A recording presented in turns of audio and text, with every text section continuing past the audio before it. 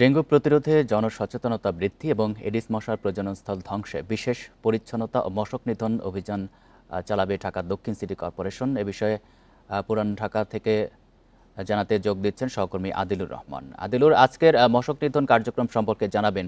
পুরান ঢাকার কোন কোন এলাকায় এই অভিযানটি চলবে? বান্ডেল থাকলে প্রতি সেনমানিতে টাকা বাঁচবে। বিকাশ সেনমানি বান্ডেল কিনে জিতুন প্রতি লেনদেনে। দেখুন, এখন থেকে ঠিক কিছুক্ষণ আগে পুরান ঢাকার যে বাহাদুর শাহ পার্কটি আছে, সেই বাহাদুর শাহ পার্ক থেকে তাদের যে কার্যক্রমটি, সেই কার্যক্রমটি আসলে শুরু হয়েছে। আমি যদি আপনাকে একটু আসলে দেখাই যে এখানে সিটি কর্পোরেশনের, ঢাকা দক্ষিণ সিটি কর্পোরেশনের প্রশাসক এবং স্থানীয় সরকার বিভাগের যিনি সচিব আছেন, তাদের নেতৃত্বেই মূলত আজকের যে কার্যক্রমটি, সেই কার্যক্রমটি আসলে পরিচালনা করা হচ্ছে। এখানে আসলে যেটি করা হচ্ছে সেটি হচ্ছে বিশেষ একটি কার্যক্রম হাতে নেওয়া হয়েছে।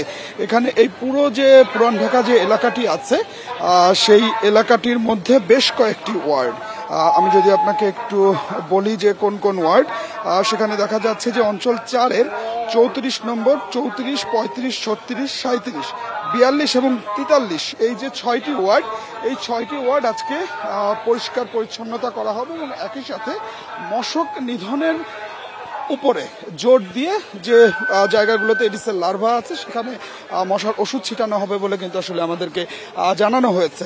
এবং আমরা কিন্তু আসলে দেখতে পাচ্ছি যে এখানে পরিচ্ছন্নতা কর্মী যারা আছেন, সকাল থেকেই তারা তাদের যে পরিষ্কার পরিচ্ছন্নতার কাজ এবং মশক কর্মীরা তাদের যে ওষুধ, সেই ওষুধটি আসলে তারা দিয়ে যাচ্ছেন।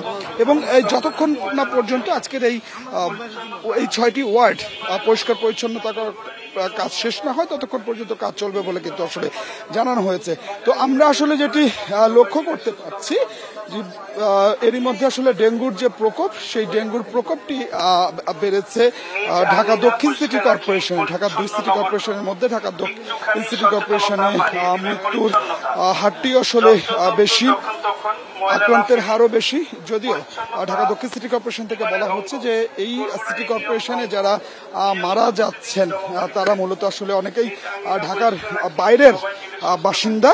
সেই ঢাকার বাইরের বাসিন্দা তারা এই হাসপাতালে, বিভিন্ন যে ঢাকা দক্ষিণের যে হাসপাতালগুলো আছে, সেই হাসপাতালে ভর্তি হয়ে এখানে আসলে মারা যাচ্ছেন। তো এই ডেঙ্গুর প্রকোপটি যাতে আসলে না বাড়ে, সে কারণে ঢাকা দক্ষিণ সিটি কর্পোরেশনের পক্ষ থেকে এই উদ্যোগটি আসলে নেওয়া হয়েছে। এবং একই সাথে তারা বলছেন যে ভ্রাম্যমাণ যে আদালত, সেই ভ্রাম্যমাণ আদালতের মাধ্যমে অভিযান পরিচালনা করা হবে। বিশেষ করে যেসব স্থাপনায় এডিসের লার্ভা পাওয়া যাবে, সেই স্থাপনাগুলোতে তারা জরিমানার করবেন এবং সেই জরিমানার পাশাপাশি যে জনসচেতনতার যে বিষয়টি, সেই জনসচেতনতার বিষয়টি আসলে দেখভাল করবে ঢাকা দক্ষিণ সিটি কর্পোরেশন, এটি কিন্তু আসলে তারা বলছেন। তো সব মিলিয়ে যেটি বলা যায় যে এই যে পরিচ্ছন্নতা কার্যক্রম এবং বিশেষ যে কার্যক্রম, সেই কার্যক্রমটি চলছে এবং যতক্ষণ না পর্যন্ত এই 6টি ওয়ার্ড এদের কার্যক্রম আসলে শেষ না হচ্ছে, ততক্ষণ পর্যন্ত এটি তারা চালিয়ে যাওয়ার কথা বলছেন। তো আমার কাছে পুরান ঢাকা থেকে এটি ছিল এখনকার সবশেষ। পুরান ঢাকা থেকে জানাচ্ছেন সহকর্মী আদিলুর রহমান।